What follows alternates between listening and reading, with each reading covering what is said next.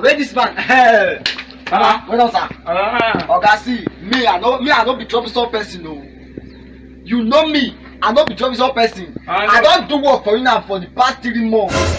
Pay me my money, Oga. So now because of the money now you want to shout for me, Abi? Oga, I go shout for you. Because I the owe you money now, they shout for me. See, me no be like say I come your house now to give me pitch because I no fit see. Me na street to shake the head so. Mo dey jiya lórí àwọn ọmọ yìí. No be your money you talk.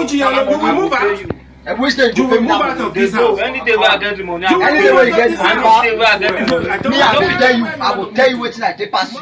Me ba? Yeah. Okay. I go show you wetin I and take pass you. any day where I get the money, I go pay you. How much I dey owe you, sir? Where you go come my house? See this boy, you. So you go show wetin I take pass am. You know, ma go meet. Sebi they don't describe this man for wetin they decide for me, but ma go meet am first. Michael, you never know me now. You never know me. You don't know what I do. This small boy. Wow. This place far since I just do waka. Wow. Let's talk about this.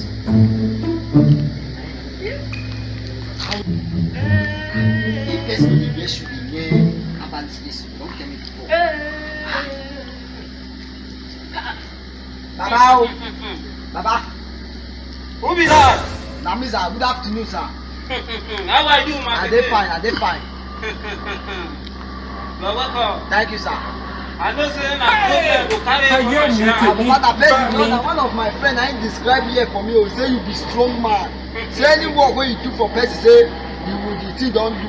Baba na person carry, na person make me come. I never do this kind of thing before. Yeah. How many times would they tell you before you know that that's right? Yes.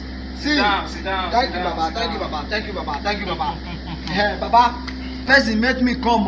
I don't work for this man for 3 good months. 3 good months? More now I work for that. Make he pay me my money.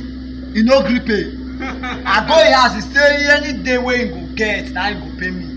Me, I don't need the money again. I want to say make you. You what? Make I kill the man for you. Make he die. Make the man die. You get the man picture? See the picture now. Baba turn make you see am. I no fit turn look you. I will say I do what I want to do for you now. Baba see am now. Baba see am.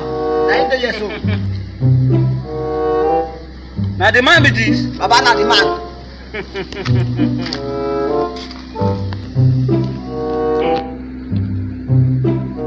Man kill this man for you. Baba kill am.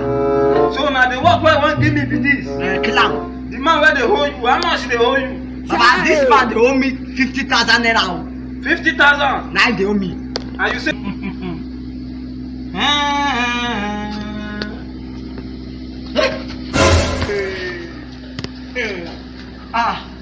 Baba. Hey! Ayé mi tèmi bá mi. Baba. you no need to show yourself to person. Baba, na person advise me. Baba, na person advise me. Me, I no get this kind of mind now, Baba. Because of 50,000, you wan kill me? Baba, I don't know say you black balance now. You don't tell me. Hey, tell me. Yeah, I don't die. Jésù! Thank God, I no get broom for this machine.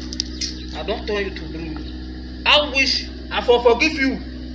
But I know say you get strong man. I know say if you go person wey pass me, you go there, come back, come take me. Na wetin make me talk.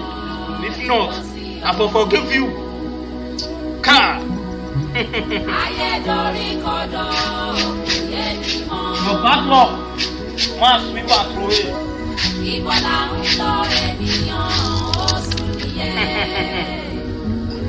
Na here you go dey.